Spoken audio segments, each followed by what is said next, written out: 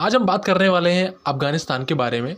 Middle east का एक ऐसा देश जिसने बहुत सारी लड़ाइयाँ देखी हैं, बहुत सारे सिविल वॉर्स देखे हैं, बहुत सारा संघर्ष देखा है।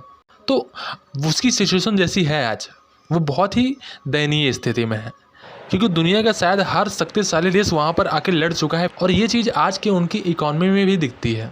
लेकिन वहाँ पे सबसे बड़ा जो लोगों के पास व्यवसाय है वो है कृषि कार्य या फिर पशुपालन का, जो कि 70 से 80% लोग इसी क्षेत्र में लगे हुए रहते हैं। लेकिन सबसे बड़ी बात यह है कि इन सब का साथ देने वाला एक जानवर है गधा, जिसे हम डंकी भी कहते हैं इंग्लिश में। विकिपीडिया से मैंने जाना कि 5 से 7 हज़ार साल पहले इनका विकास हुआ था। तब से इनको इंसान पालता है और कुछ अपने हेल्प के लिए यूज़ करता है। जैसे कि इस पेंटिंग में आप देखेंगे 1298 या 1235 बीसी के पहले की ये पेंटिंग है।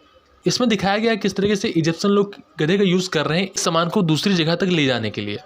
गधे जो होते हैं वो 80 से 150 किलोग्राम का वजन उठा सकते हैं और 8 से 10 किलोमीटर प्रति घंटे चल सकते हैं, और वो 12 से 15 साल तक जीवित रहते हैं। अगर उनकी अच्छी से देखभाल होती है तो वो 30 साल तक भी जीवित रह जाते हैं।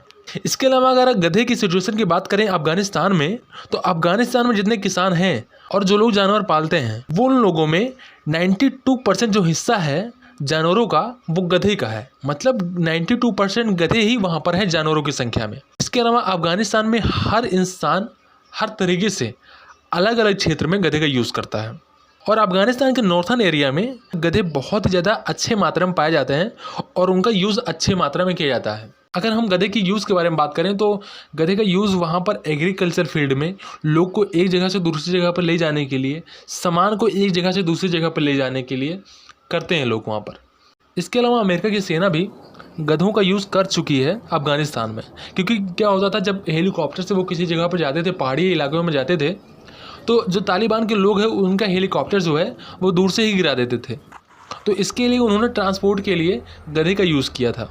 इसके अलावा मुजाहिदीन के जो फाइटर्स थे वो गधे का यूज़ करते थे सोवियत के खिलाफ, जैसे कि अपने सैनिकों को मोर्चे तक ले जाने के लिए, घायल सैनिकों को ले आने के लिए, हथियारों को वहाँ तक पहुँचाने के लिए भी गधे का यूज़ ही करते थे। क्योंकि अभी भी वहाँ पर बहुत सारे ऐसे ज़िले हैं जहाँ पर एक रोड तक नहीं है, मतलब पूरा का पूरा ज़िला जो है वो मेन स्ट्रीम शहर से कनेक्टेड ही नहीं है। लेकिन अफ़गानिस्तान में गधे के यूज़ के बारे में जो बातें मैंने आपको बताई, ये बातें अभी भी इतनी ज़्यादा पिक्चर आपके माइंड में क्लियर नहीं हो रही होगी कि आखिर ऐसा लोग वहाँ के करते क्यों हैं, क्योंकि बहुत सारे जानवर हो सकते हैं जिनका यूज़ वो कर सकते हैं।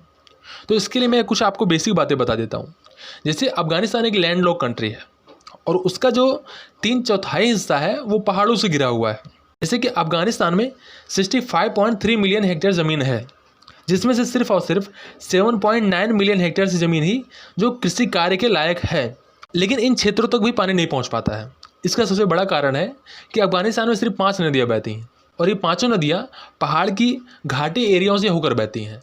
तो जो घाटी एरियाओं में ज़मीन पड़ती है जहां पर खेती किया जा सकता है, उन एरियाओं में तो खेती हो जाती है, लेकिन दूर दराज के इलाकों तक ऐसी सुविधाएँ नहीं है कि वहाँ पर खेती का कार्य, कृषि का कार्य किया जा सके। इसके अलावा अफ़गानिस्तान में पशुपालन का काम भी बहुत होता है, तो कोई भी जानवर लोग पाल सकते हैं। लेकिन वहाँ के जो टेम्परेचर है, वहाँ का जो माहौल है बहुत ज़्यादा अलग है।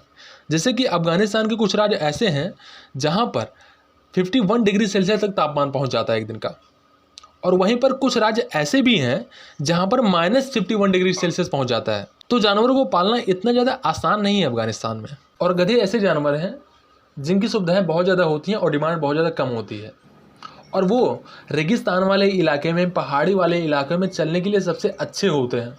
इसके अलावा अफ़गानिस्तान का हर एक व्यक्ति उसे अफोर्ड कर सकता है।